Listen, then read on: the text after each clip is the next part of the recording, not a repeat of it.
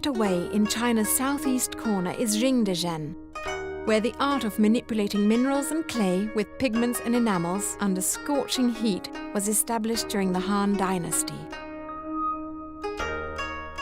We don't know a lot about what they made, but we know that documents said that porcelain was produced in Jingdezhen between 206 and 220 AD. In the Tang Dynasty, porcelain evolved from being purely utilitarian to items of beauty that were also stunning technical achievements. Tang brought aesthetics into the porcelain and the quality of fineness, which you often hear in Chinese porcelain, how thinly they could make the ware, how translucent, how ephemeral it was, really. The Soong Dynasty brought an understated elegance to porcelain, and it's still greatly coveted. Soong ware was characterized by a creamy glaze, shiny surfaces, and a green underglaze, very much a greenish tinge. The Ming Dynasty is well known for its combination of stark white porcelain and rich blue underglaze. But did you know that different emperors required different shades of blue?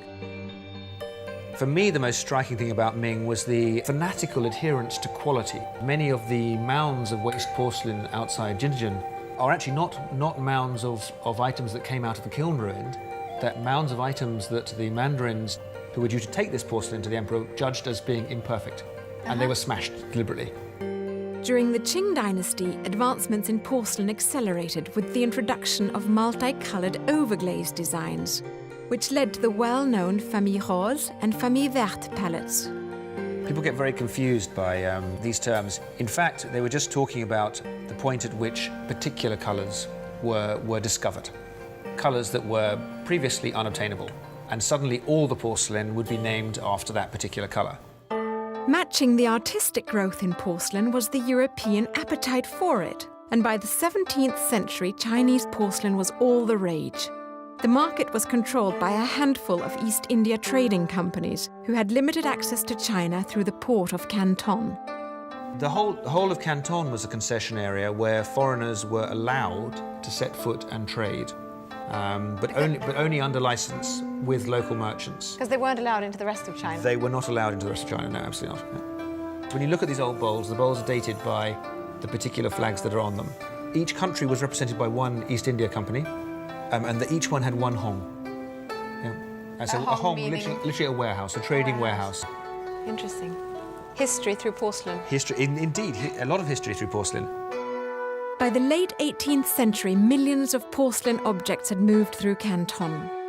But exports declined dramatically with the introduction of European production and chinoiserie, designs that appeared to be Chinese but were in reality imitations from the imaginations of Western artists.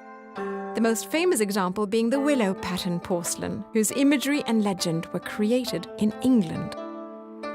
Today, many European export porcelain pieces remain in collections.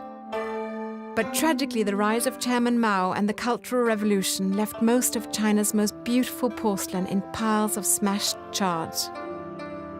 Thankfully, enterprising artists are now reshaping these remnants into pretty keepsakes and jewellery.